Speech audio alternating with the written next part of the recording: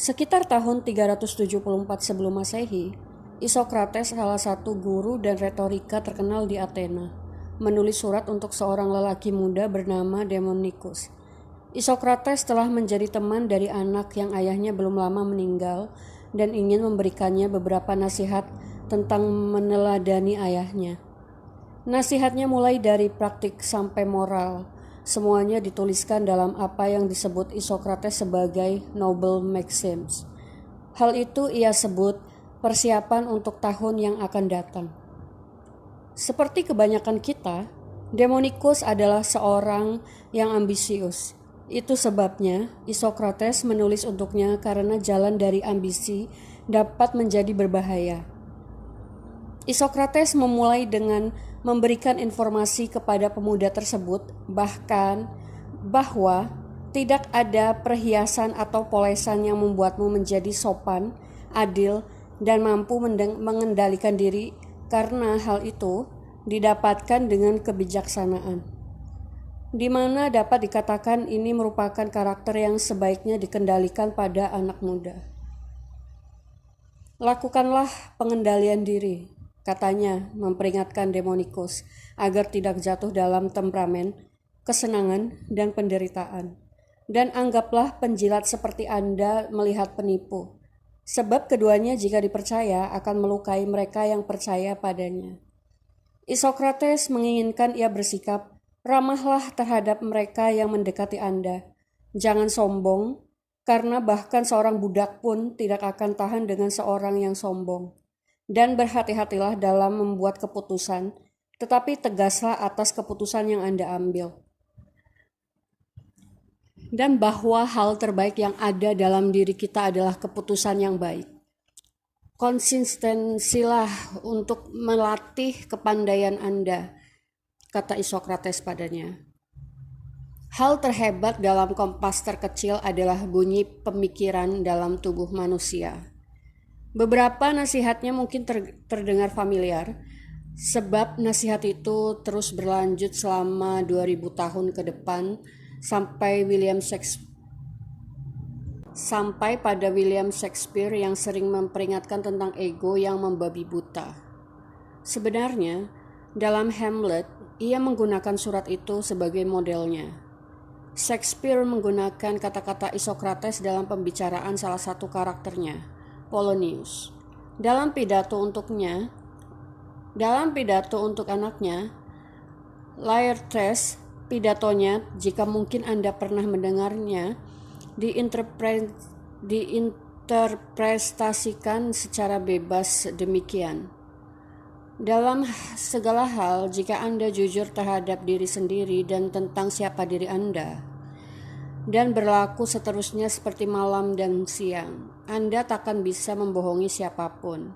Selamat tinggal, sukacitaku bersama Anda.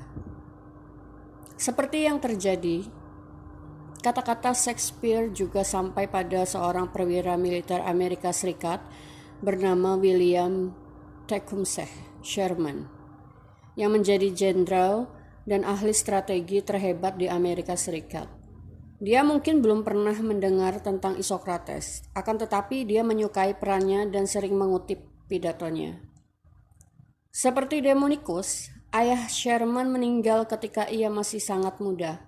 Seperti Demonicus, dia diasuh seorang yang bijak, lebih tua, dan dalam kasus ini adalah Thomas Ewing, yang akan menjadi anggota Senat Amerika Serikat sekaligus teman ayahnya, yang merawat Sherman seperti anaknya sendiri.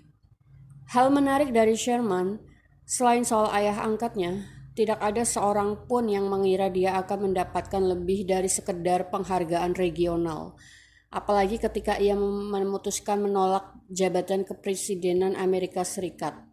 Tidak seperti Napoleon yang langsung masuk ke dalam cerita tanpa tahu bahwa kesuksesan dan kegagalan datang sama cepatnya. Sherman memilih langkah yang perlahan dan bertahap.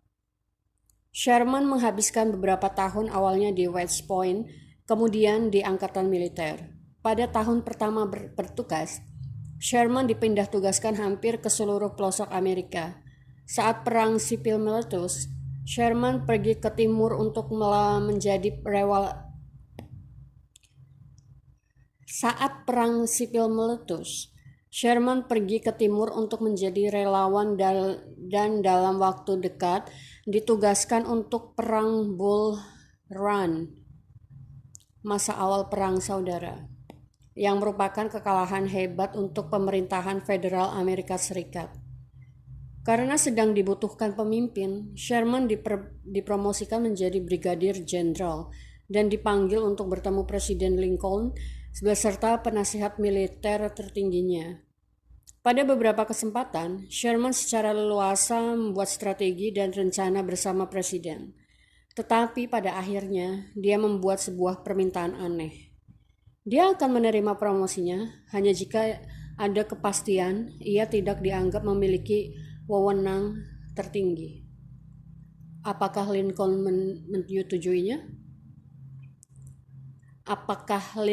menyetujuinya?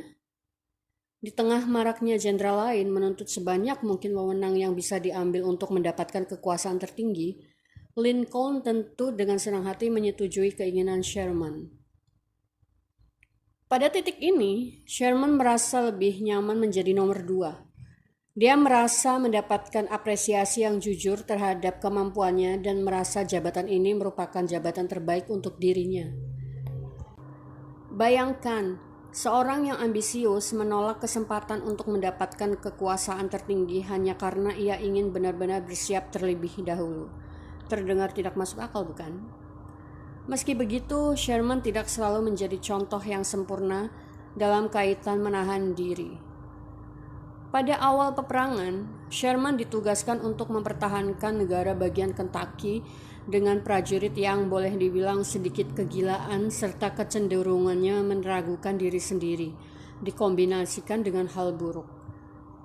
Ia menggerutu mengenai keadaannya yang tidak dalam keadaan siap, tidak dalam mengatasi pikiran-pikirannya, paranoidnya terhadap pergerakan musuh. Ia melakukan dan mengatakan hal yang tidak benar kepada beberapa koran dan reporter. Akibatnya, dia diskors sementara dari jabatannya. Butuh waktu berminggu-minggu beristirahat sebelum akhirnya ia kembali pulih.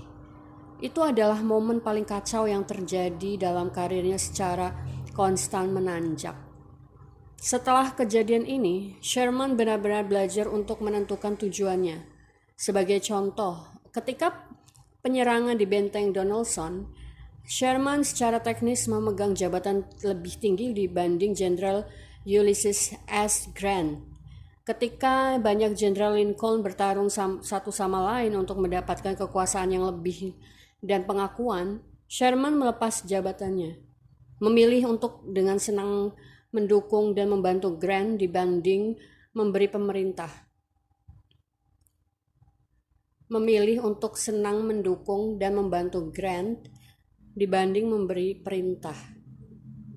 Ini adalah tempat Anda, kata Sherman dalam catatan yang dia kirim bersama dengan persediaan.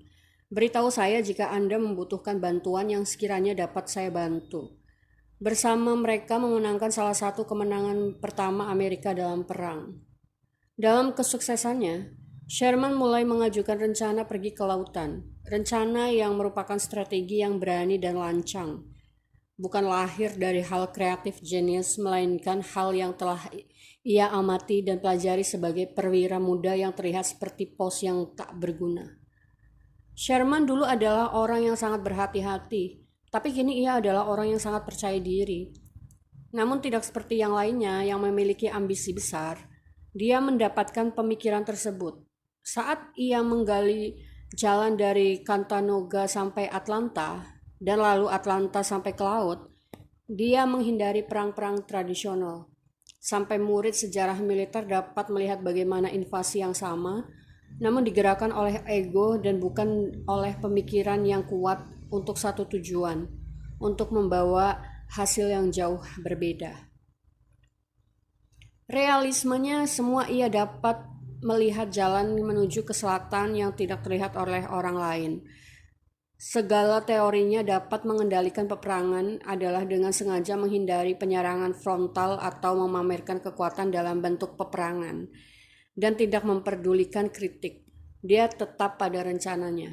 Saat perang usai, Sherman merupakan saat perang usai, Sherman merupakan salah seorang paling terkenal di Amerika, dan dia tetap tidak meminta jabatan. Dia memiliki minat di bidang politik dan hanya berharap dapat melakukan tugasnya sampai akhirnya pensiun. Dia mengabaikan semua pujian yang tak henti-hentinya diberikan serta perhatian atas kesuksesannya. Dia menulis sebuah peringatan untuk temannya Grant. Jujurlah dan jadilah dirimu sendiri, dan semua pujian ini akan menjadi angin lalu dari laut pada musim panas yang hangat.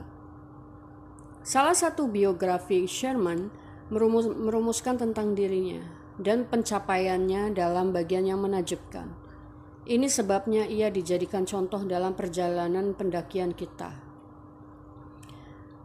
Di antara semua orang terkenal dan pemimpin, terdapat dua tipe yang dikenali.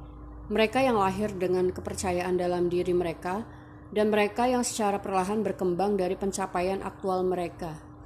Pada orang yang tipe terakhir, kesuksesan mereka adalah pencapaian yang konsisten dan menghasilkan buah yang lebih manis. Kesuksesan harus dinikmati dengan tetap waspada dan penuh keraguan bahwa ini bukan mimpi. Dalam keraguan itu terdapat kerendahan hati, bukan kebohongan dari merendahkan diri. Melainkan kerendahan hati ini adalah keseimbangan, bukannya pamer. Seseorang harus bertanya, jika kepercayaan dirimu sendiri tidak berdasarkan pada pencapaian aktual, lalu berdasarkan apa? Jawabannya seringkali kita baru menjawab bukan apa-apa. Jawabannya adalah ego. Itu sebabnya kita sering melihat kesuksesan yang melejit diikuti dengan keruntuhan. Jadi yang manakah diri Anda? Seperti kita semua, Sherman harus menyeimbangkan talenta, ambisi, dan kekuatan, terutama ketika masih muda. Keberhasilannya dalam berjuang merupakan alasan terbesar ia bisa hidup mendapatkan kesuksesan yang akhirnya mengubah hidupnya. Mungkin ini terdengar aneh ketika Socrates dan Shakespeare mengharapkan kita menjadi orang yang mengendalikan diri sendiri, termotivasi dan memiliki prinsip. Kebanyakan dari kita justru terbiasa melakukan hal sebaliknya. Budaya kita nyaris berusaha membuat kita bersandar pada pengakuan, jabatan, dan diatur oleh emosi. Untuk sekian lama, orang tua dan guru telah berfokus untuk membangun keberhargaan diri semua orang. Dari sana, para guru dan tokoh termuka hampir semuanya bertujuan menginspirasi, menguatkan, dan menjamin bahwa kita melakukan apapun yang kita tetapkan dalam pikiran kita. Pada kenyataannya, hal ini membuat kita lemah.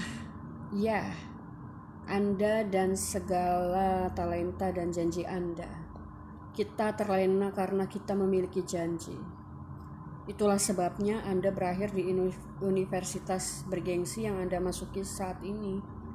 Alasan Anda telah mengamankan dana untuk bisnis Anda. Alasan Anda telah diterima dan dipromosikan. Alasan apapun kesempatan yang Anda miliki saat ini jatuh ke pangkuan Anda.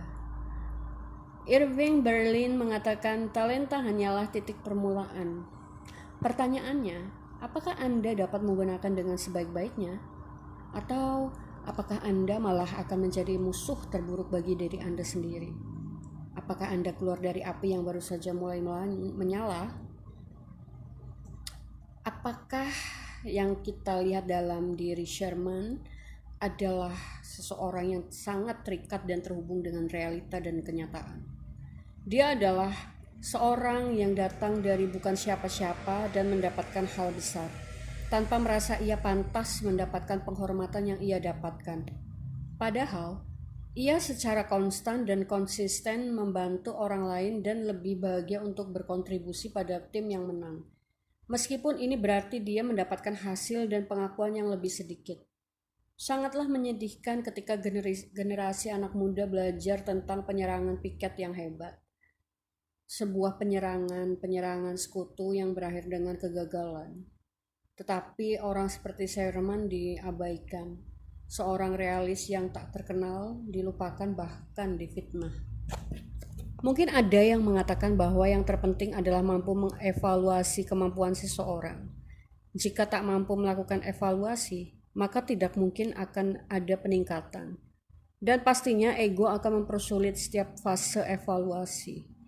Tentu akan lebih menyenangkan untuk fokus pada talenta dan kekuatan kita. Tapi kemana hal ini akan membawa kita? Kesombongan dan kepuasan diri menghalangi pertumbuhan, seperti juga fantasi dan visi. Dalam fase ini, Anda harus belajar untuk melihat diri Anda lebih dekat, melatih kemampuan untuk keluar dari belenggu pikiran Anda semata. Sikap yang tak mudah terpengaruh dapat dikatakan sebagai obat alami ego. Adalah mudah untuk terikat secara emosional dan gandrung dengan pekerjaan Anda sendiri. Seseorang yang narsis mudah melakukan hal ini. Sesungguhnya hal yang jarang ditemukan bukanlah talenta, keahlian, atau kepercayaan diri, melainkan kerendahan hati, ketekunan, dan mawas diri. Agar pekerjaan Anda memiliki kebenaran di dalamnya, haruslah berasal dari kebenaran pula. Jika Anda benar-benar ingin menjadi orang yang memiliki kesuksesan dalam jangka waktu lama, Anda harus bersiap untuk fokus pada jangka waktu yang panjang pula. Kita akan belajar bahwa sekalipun kita berpikir besar, kita harus bertindak pada hidup sederhana agar bisa mendapatkan apa yang kita cari. Karena kita akan berfokus pada aksi dan edukasi, serta meninggalkan pengakuan untuk status. Kita tidak akan memiliki ambisi yang muluk-muluk, tapi ambisi yang sifatnya berulang, layaknya berjalan, satu kaki di depan, satu kaki lainnya, kita belajar bertumbuh serta menginvestasikan waktu. Dengan keagresifan, intensitas, asyik dengan diri sendiri, dan terus menerus promosi diri sendiri, kompetitor kita tidak menyadari bagaimana mereka membahayakan usaha mereka. Kita akan menantang mitos dari seorang jenius, percaya diri yang tidak mengenal mawas diri dan introspeksi. Dan juga menantang mitos seorang aktris yang tersakiti dan tersiksa untuk mengorbankan kesehatannya untuk pekerjaannya. Keduanya terpisahkan dari realita dan orang di sekitarnya. Kita akan mempelajarinya lebih dalam. Fakta selalu lebih baik daripada mimpi, kata Churchill. Churchill, ya gitulah. Sehebat apapun visi yang kita ceritakan pada orang lain, kita sadar bahwa jalan kita sangatlah berbeda dengan mereka. Dengan berkaca pula pada Sherman dan Isocrates, kita paham bahwa ego adalah musuh dalam perjalanan tersebut. Oleh karena itu, ketika akhirnya berhasil mencapai kesuksesan, janganlah kesuksesan ini membuat kita terlena, tapi justru akan membuat kita lebih kuat. Sekitar tahun 300